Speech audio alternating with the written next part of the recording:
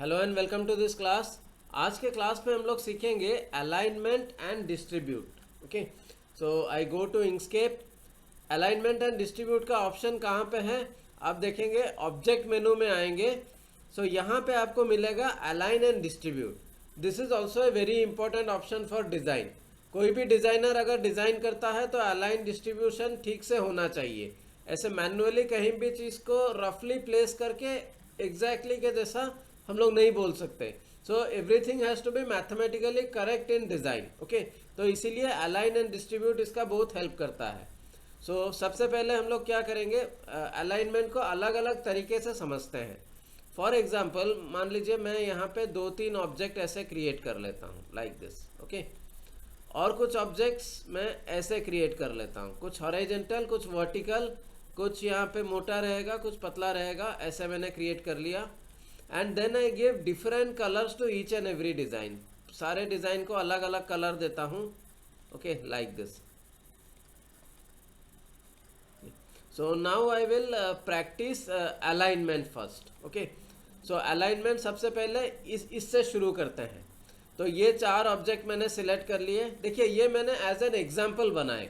सो यहाँ पे रेक्टेंगल के जगह पे आपका टेक्स्ट हो सकता है, सर्कल हो सकता है, कुछ भी हो सकता है। ओके, सो अलाइनमेंट में मुझे क्या चाहिए, ये सारे ऑब्जेक्ट जो रफली बनाए गए हैं मैं चाहता हूँ पूरा लेफ्ट साइड में अलाइन होके आए। ओके, तो जब हम यहाँ पे ऑब्जेक्ट अलाइन एंड डिस्ट्रीब्यूट करते हैं तो यहाँ पे देखिए अलाइन का और डिस्ट्रीब्यूट का ऑप्शन यहाँ पे खुल जाता है। यहाँ पे देखिए, यहाँ पे relative to selective area, selection area लिखा हुआ है।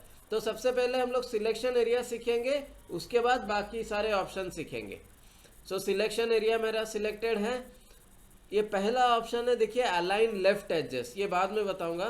तो पहला वाला है अलाइन लेफ्ट एजेस, इसको क्लिक करेंगे तो देखिए ये लेफ्ट में अलाइन हो गया।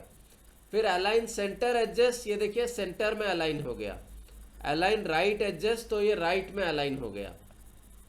पहला वाला ऑप्शन है, ये वाला जो ऑब्जेक्ट है कंप्यूटर क्या करेगा, इसका इस पोजीशन में कंप्यूटर राइट अलाइन कर देगा, ये देखिए ऐसे।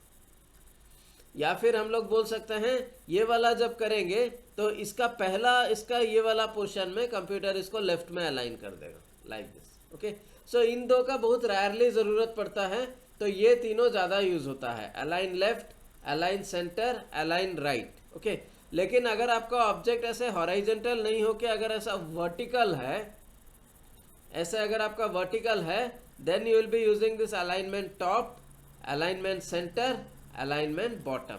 ओके, ये वाला दो जैसे बोला, इसका कॉर्नर में आएगा, इसका कॉर्नर में आएगा।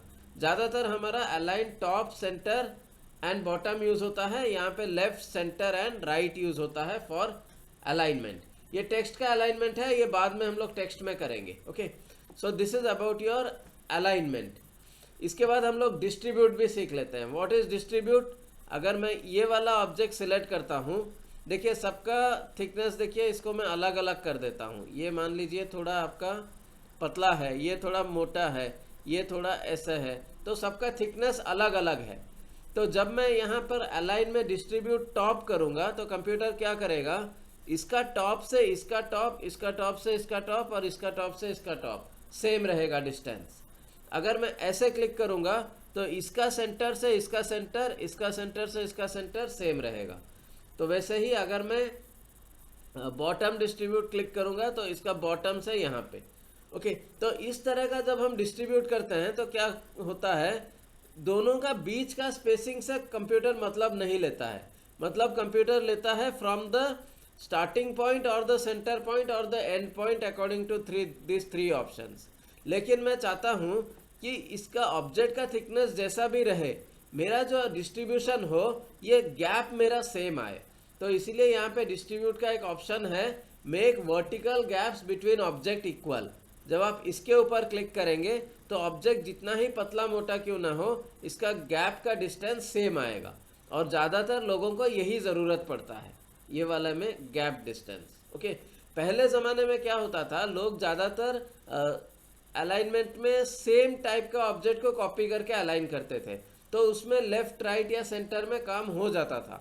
लेकिन जब ऑब्जेक्ट का थिकनेस अलग अलग रहता है तब आपको ये स्पेसिंग का बहुत ज़रूरत पड़ेगा। Okay, this is distribute. अभी नेक्स्ट हम लोग करेंगे रीअरेंज। रीअरेंज में देखिए ये सब क्लिक करके जानने का बात है। ये मैंने सिलेक्ट कर लिया, यहाँ पे मैं रीअरेंज पहला वाले में क्लिक करता हूँ, देखिए कुछ ज़्यादा हो नहीं रहा है। सेकेंड में हम लोग करेंगे, देखिए क्या हो रहा है, आपका ऑब्जेक्ट का पोजीशन इंटरचेंज हो रहा है।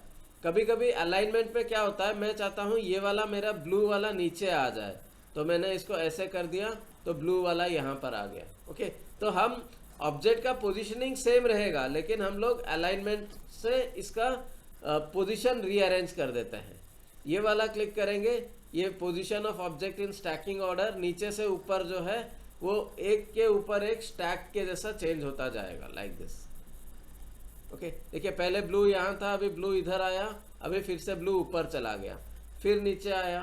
तो कभी कभी ज़रूरत पड़ता है, हमने अलाइनमेंट में ठीक से रखा हुआ है, लेकिन मान लीजिए मुझे थर्ड रो में जो किताब मैंने रखा है मैं उसको फिफ्थ रो में रखना चाहता हूँ। ओके, तो अभी एक इधर से निकालूंगा, उधर से निकालूंगा, फिर डालूंगा तो प्रॉब्लम होगा। तो इसीलिए कंप्यूटर ने इसको रीअरेंज का एक फॉर्मूला बना दिया है, जिससे हम आसानी से रीअरेंज कर सकते हैं। इसके बाद रैंडम प्लेसमेंट, तो ऑब्जेक्ट कंप्यूटर अपना मर्जी से इधर उधर प्लेस करेगा। ओके, इसको क्लिक करेंगे तो देखिए दोनों का स्पेसिंग में थोड़ा सा कंप्यूटर चेंजेस करेगा। ओके, और अगर मान लीजिए कभी कभी हमारा ऑब्जेक्ट अगर एक के ऊपर एक ऐसे ओवरलैप हो गया है, मान लीजिए ऐसे ओवरलैप हो गया है, तो इसको आप यहाँ पे ओवरलैप का एक डिस्टेंस देके जब यहाँ पे क्लिक करेंगे तो कंप्यूटर उसका ओवरलैप को रिमूव कर देगा। Okay, so this is the concept of your alignment, distribution, rearrange and remove overlaps. Okay, तो अभी आप क्या करेंगे, हमने सिलेक्शन एरिया का अलाइनमेंट सीखा, तो अभी मैं आपको क्या करूँगा, आपको अलग अलग अलाइनमेंट सिखाता हूँ। मान लीजिए ये वाला एक ऑब्जेक्ट है, तो मैं इस ऑब्जेक्ट को पूरा सेंटर ऑफ द पेज में रखना चाहता हूँ, तो मैंने रिलेटिव एरिया को छोड़ के इसको मैंने पेज कर दिया। तो अभी अगर इस ऑब्जेक्ट को सिलेक्ट करके इसका अलाइनमेंट अगर मैं इधर से सेंटर करूँगा और इधर से सेंटर करूँगा, then this rectangle will exactly be placed in the centre of the page. ये टेक्स्ट के ऊपर भी आप अप्लाई करके देख सकते हैं, रेक्टेंगल या कोई भी शेप के ऊपर आप अप्लाई कर सकते हैं। फॉर एग्जांपल मैंने और एक रेक्टेंगल ऐसे बनाया, मैं इसको इस पेज का पूरा लेफ्ट कॉर्नर में रखना चाहता हूँ, तो यहाँ पे मैंने पेज रखा हुआ है, तो जब मैं अलाइन लेफ्ट और टॉप करता हूँ तो देखिए अपने आप यहाँ पे आ गया। इसको कंट्रोल डी करके मैं 2-3 कॉपी कर लेता हूँ, एक, control D 2, control D 3, okay, like this 1 2 3। तो मैंने इसको सिलेक्ट किया, पेज में रखा हुआ है, right alignment and top alignment. इसको मैंने रख दिया राइट अलाइनमेंट, बॉटम अलाइनमेंट। इसको मैंने रख दिया left alignment, bottom alignment. Okay, अभी देखिए कितना आसानी से मैं सब्जेक्ट को पेज का बॉर्डर में या सेंटर में रख पाता हूँ। कोई ऑब्जेक्ट मैंने यहाँ पे रख लिया, अभी मुझे चाहिए इस पेज का हॉरिजॉन्टल सेंटर में आ जाए, तो आप यहाँ पेज में रखेंगे और इधर क्लिक कर देंगे तो देखिए ऑटोमेटिकली यहाँ पे प्लेस हो गया। This is the meaning of selection.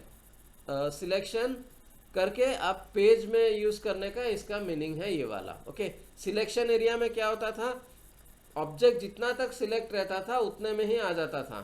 Page अगर करेंगे तो पूरा पेज के हिसाब से वो अलाइनमेंट होगा। ओके, तो वही हम लोग यहाँ पे लास्ट सिलेक्टेड के हिसाब से अलाइन कर सकते हैं, और फर्स्ट सिलेक्टेड, और बिगेस्ट ऑब्जेक्ट, और स्मॉलेस्ट ऑब्जेक्ट। ओके, और द टोटल ड्राइंग पेज, जितना एरिया में मेरा ड्राइंग है। ओके, तो ये सब एक एक प्रैक्टिस करने का चीज़ है। You have to select the objects, change this one and practice it. Okay, selection area and page ही दो अलग अलग टाइप का है। अदरवाइज सिलेक्शन एरिया में जैसे हम लोग एक बंच ऑफ ऑब्जेक्ट को सिलेक्ट करते थे, उसी को यूज करके आप ये वाला सब ऑप्शन से अलाइनमेंट कर सकते हैं। Okay, so this is alignment and distribute. ये बहुत ज़रूरी है सीखना, क्योंकि जब भी हम कोई लोगो डिज़ाइन या पेज डिज़ाइन करेंगे तो हमको बहुत ज़रूरत पड़ेगा कि ऑब्जेक्ट का इक्वल गैप्स हो, पूरा कॉर्नर में रहे, पूरा स्ट्रेट लाइन में रहे। तो ये सब अलाइनमेंट पूरा एक अच्छे डिज़ाइन के लिए बहुत ज़रूरी है। ओके, तो इसको 2-3 बार अच्छे से प्रैक्टिस कीजिए और अलग अलग एग्जाम्पल्स लेके प्रैक्टिस कीजिए, और ज़्यादातर इसको सिलेक्शन एरिया में ही रख दीजिए, क्योंकि 95% हमको सिलेक्शन एरिया में ही ये ज़रूरत पड़ता है। रेयरली इन सम अदर 5% केसेस बाकी जगह का ज़रूरत पढ़ सकता है। Okay, thank you.